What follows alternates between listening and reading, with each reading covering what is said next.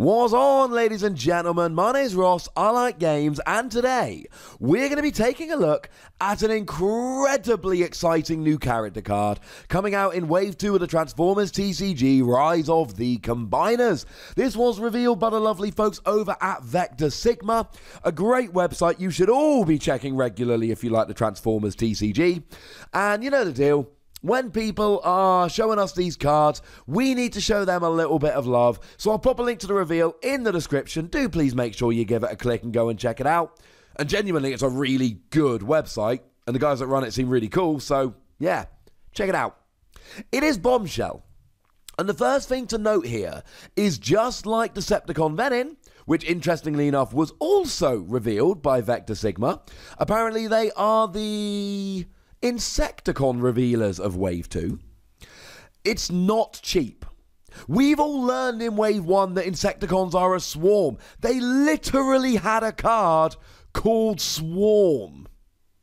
And we've been playing 4 wide and going full on attack. Well, that's not how we play them anymore, ladies and gentlemen, because this Bombshell is an 11 cost. 11 cost is not cheap. And Venin is a 9 cost. Weirdly enough, you could play both of them together and still make a 3-wide Insecticon deck, because we do have the 5 cost kickback. Not saying that's the best way to play it, I'm just saying you kind of can. But no, this is really a character that seems to survive on its own. It's not a swarming Insecticon deck. You don't even really need to play it with Insecticons. It has clearly got a skill here, which is designed to make it into the centerpiece of a deck. And there's absolutely nothing wrong with that. So, if we start off having a look at the skills, it's an 11 cost, which is high. The health of 15 is also high. But the defense of 1 and the attack of 1 or 2 do not match up. Those are not good enough stats for an 11 cost character. But it doesn't really matter because of the bot mode skill. When this attacks, you may scrap cards from your hand equal to the number of stars on the defender. If you do, KO the defender. You don't have to worry about raising your attack with stuff like Grenade Launcher. You don't need to worry about Bold with stuff like Supercharge. You don't need to worry about Pierce or any of that rubbish, because you really don't care how much damage you're doing. The difference between your attack and your opponent's defense is entirely irrelevant if you can get this rolling, which actually really helps, because it means then you can pair it with anything you like. Pair it with an attacker and go orange. Pair it with a defender and go blue. It doesn't really matter.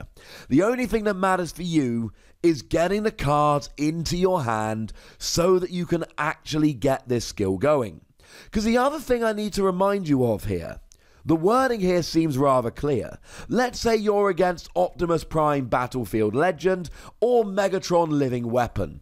These are the 2 most expensive characters from Wave 1. They are 13 cost characters. Now obviously once we get up to like the 25-star Metroplex and some of the combiners, it gets a little bit silly. But let's stick to these for a minute. I need to get 13 cards in my hand, and I need to scrap them all. Or more than 13 cards in my hand, and I need to scrap 13.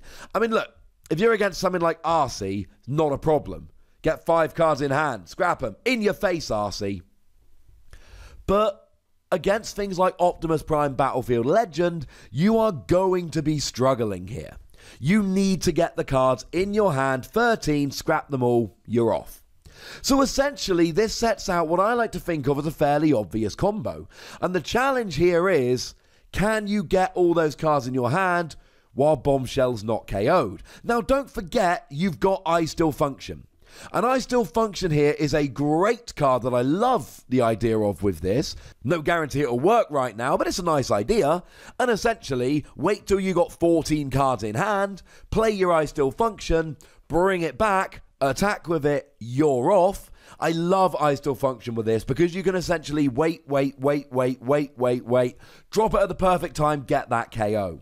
Now, of course, you might have to scrap it from your hand, and it's not furthering your goal here, which is a slight pain. But I will say, if you can pull it off, it's going to be great. So essentially, we got 2 options here. Either you draw as fast as you can, or you keep it alive. Certainly stuff like Force Field seems like a bit of a no-brainer here.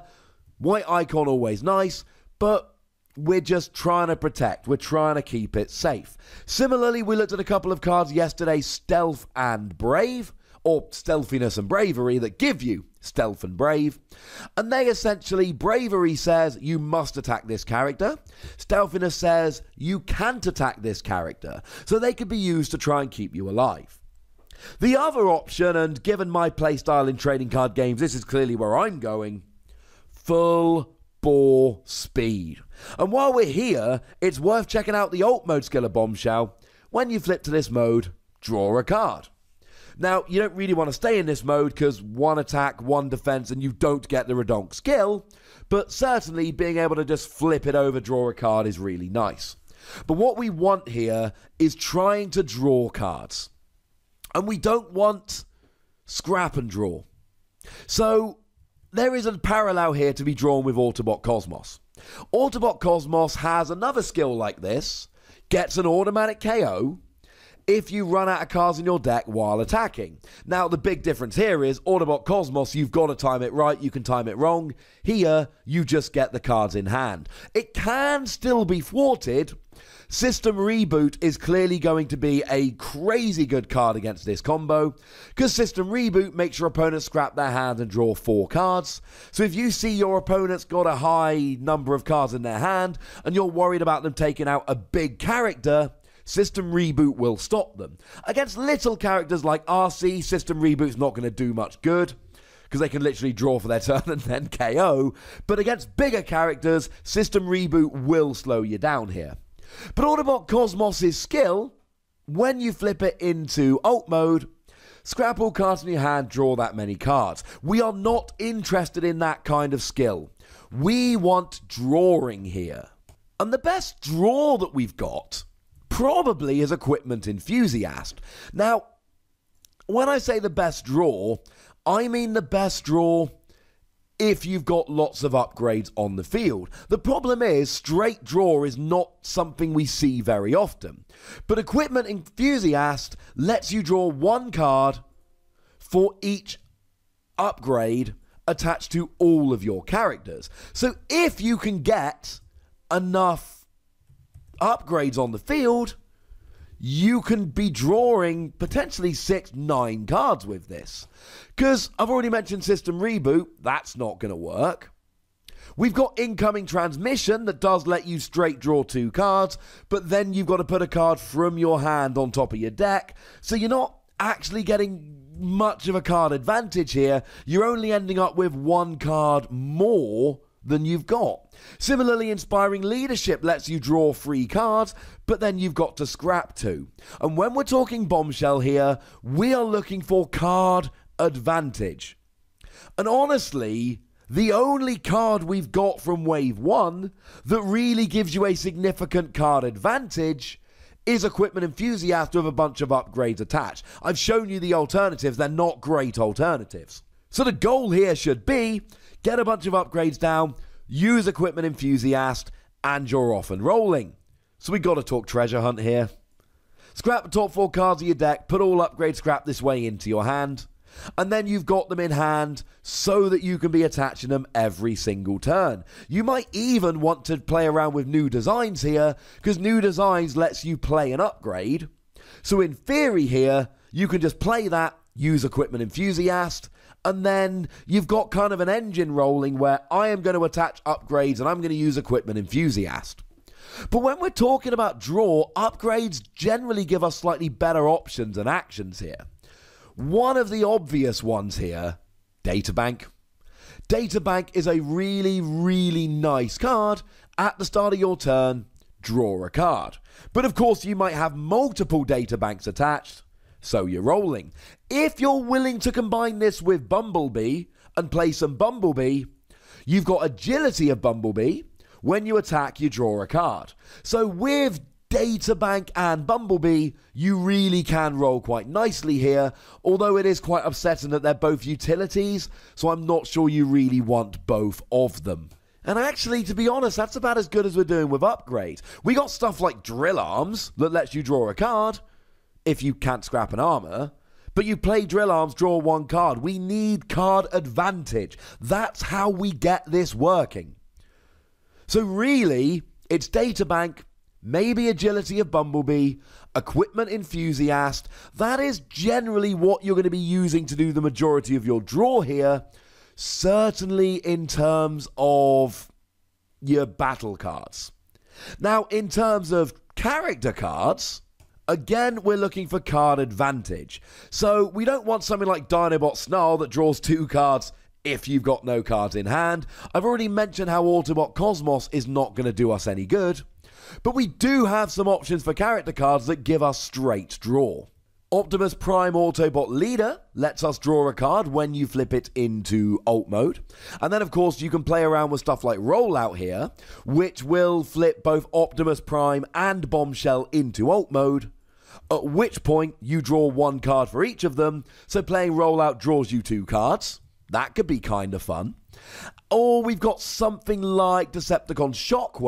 Now this puts me off because it's an 11 cost, so it would basically be a 2-bot team, and I don't know if it's the optimal way to play it.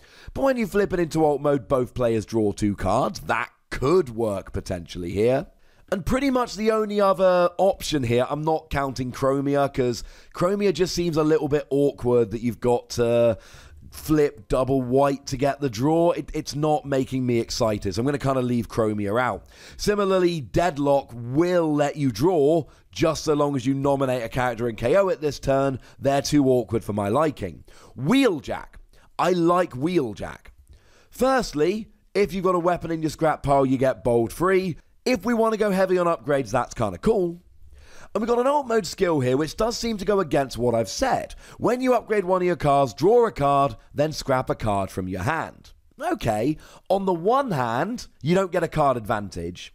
On the other hand, you get to draw a card that you really want, like Equipment Enthusiast, while discarding a card you don't want. That's fine. Honestly, the reason I tend towards Wheeljack here as an option, I don't know if it's my favourite option, but it is an option. It's a specialist. Now, only in alt mode, but I need to at this stage mention that Bombshell is a specialist. Now, specialists have 3 options for cards, but you know by now, if you've been watching these videos, the one I really like is Field Communicator.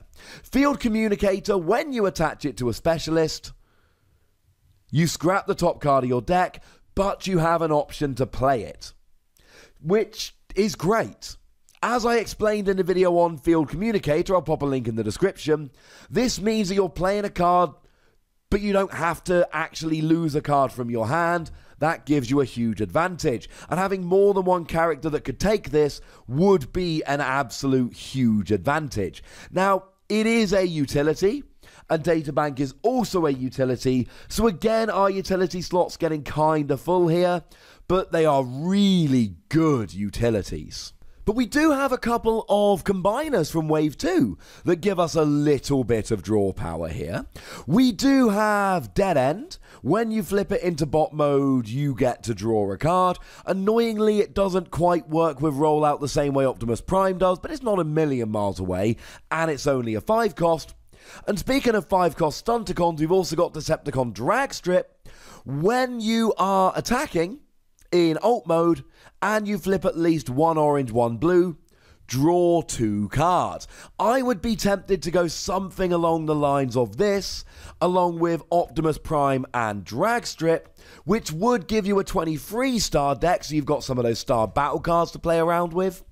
And I just think that would be quite nice in terms of getting that extra draw power, playing a free wide deck. I'm not terribly worried that it's an Insecticon, because honestly, something like Swarm I mentioned earlier really helps in terms of how many Insecticons you started the game with, and that's not really relevant here. Now, admittedly, we do have Bug Bomb, which is kind of nice. You do get to draw a card when the upgraded character is KO'd, but I'm not sure it quite does enough to warrant inclusion when you're not playing more than one Insecticon. I mean, frankly, if Bug Bomb actually works, then that means Bombshell's gone down, which means that you're probably not having a good game. This is an extremely interesting and exciting character. I really love that it is a can you draw enough cards? Against 5 wide teams, I just mentioned Dead End and Dragstrip a minute ago, they're 5-cost characters. Against characters like that, you can be racking up KOs fairly quickly. Against things like Optimus Prime Battlefield Legend, it's going to be significantly more difficult. But if you've got a bit of protection for this, and you can draw enough cards, there is a lot to love. Huge shout out to the lovely folks over at Vector Sigma for the reveal. Again, click the website. It'll take but a second. And please do tell me what you think about this in the comment section. And then like this video if you'd be so kind, subscribe if you'd be so kind, and follow me on Twitter at the Wossy, where we talk Transformers and other games. But by far the most important thing as always, look after yourselves till next time. Thank you very much for watching. My name's Ross, and you've been watching Wossy Plays.